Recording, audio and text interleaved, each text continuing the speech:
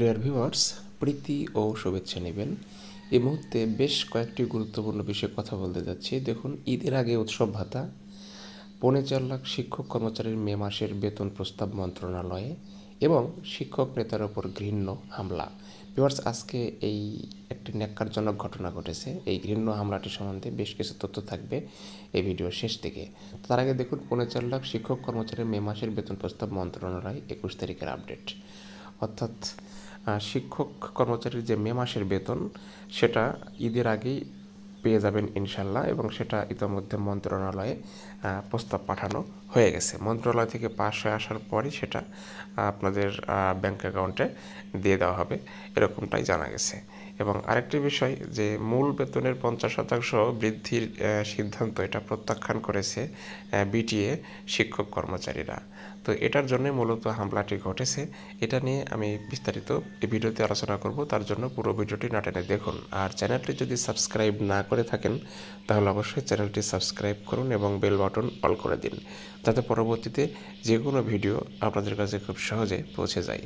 তো শুরুতেই 4.5 লাখ শিক্ষক কর্মচারীরা মে মাসের বেতন প্রস্তাব মন্ত্রণালয়ে পৌঁছে গেছে, এবং কত তারিখ নাগাদ এই বেতন তাদের অ্যাকাউন্টে ঢুকতে পারে সে বিষয়ে বিস্তারিত যে আলোচনা, সেটা নিয়ে আমি এখন একটু কথা বলতে চাচ্ছি। তবে শিক্ষক কর্মচারীর ওপর যে হামলা, এটা আমাদের সকল শিক্ষকের ওপর হামলা বলে আমি মনে করি। এ বিষয়ে অবশ্যই শিক্ষকদের সোচ্চার হওয়া উচিত এবং পরবর্তী পদক্ষেপ নেওয়া উচিত। তো দেখুন, এই মে মাসের বেতনের ক্ষেত্রে এর মধ্যে স্কুলের 2,91,161 জন ও কলেজের 67,263 জন শিক্ষক কর্মচারীর বেতন মে মাসের বেতন ইতিমধ্যে মন্ত্রণালয়ে প্রস্তাব পাঠানো হয়েছে। এখন এই মন্ত্রণালয় থেকে প্রস্তাব পাশ করার পরই সেটা আপনারা জানেন যে ইএফটির মাধ্যমে ঈদের আগেই আশা করা যায় আপনারা বেতন তুলতে পারবেন। এবং একটি বিষয় এখানে বলা দরকার, যে আসলে উৎসব ভাতা কিন্তু এই একই সাথে পাঠানো হয়নি, উৎসব ভাতা 2-1 দিনের মধ্যে পাঠানো হবে। আচ্ছা, দেখুন, এমপিভুক্ত শিক্ষক কর্মচারীদের মে মাসের বেতন প্রস্তাব মন্ত্রণালয়ে পাঠানো হয়েছে। এ ধাপে মোট 3,78,424 জন শিক্ষক কর্মচারী রয়েছেন। এর মধ্যে 2,91,161 জন ও কলেজের 87,263 জন শিক্ষক কর্মচারী রয়েছেন। উৎসব ভাতা একসাথে পাঠানো হয়নি, কারণ উৎসব ভাতার পরিপত্র নিয়ে একটু সমস্যা বা জটিলতা সৃষ্টি হয়েছে। সেটা 2-1 দিনের মধ্যে কেটে যাবে, এবং তারপরেই উৎসব ভাতার নিয়েও বিস্তারিত প্রতিবেদন থাকবে। তো জানা গেছে, এমপিও শিক্ষকদের ঈদের উৎসব ভাতা বাড়ানোর প্রস্তাব অনুমোদন দিয়েছে অর্থ মন্ত্রণালয়।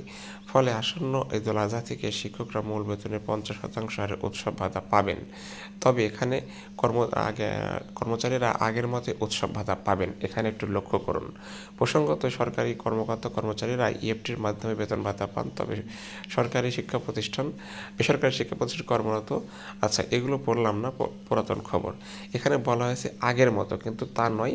এটা আমরা যোগাযোগ করে দেখেছি, শিক্ষক কর্মচারীদের জন্য 25% বৃদ্ধি করে 75% উৎসব ভাতার কথা বলা হয়েছে। তবে আজকে যে ন্যাক্কারজনক ঘটনাটি ঘটেছে সেটা অত্যন্ত নিন্দনীয়। সেটা হচ্ছে বিটিএর সভাপতি কাউসার স্যারের ওপর যে হামলা হয়েছে, এটা অনাকাঙ্ক্ষিত এবং আমি মনে করি একটি দুর্ভাগ্যজনক ঘটনা। গোটা শিক্ষক জাতির ওপরই হামলা বলা চলে।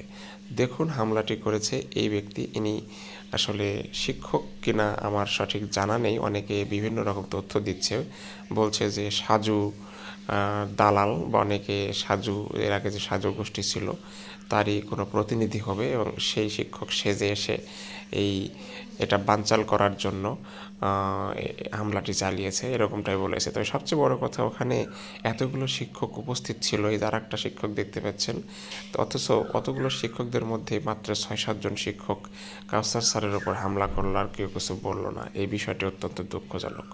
তো কাউসার স্যারের জামিনের জন্য বা মুক্তির জন্য অলরেডি আজকে কর্মসূচি ঘোষণা করা হয়েছে, কর্মবিরতি। আজকের মধ্যে জামিন না হলে হয়তো আগামী থেকে বড় কোনো কর্মসূচি আসতে যাচ্ছে, তার জন্য অপেক্ষা করতে হবে আমাদের। ধন্যবাদ।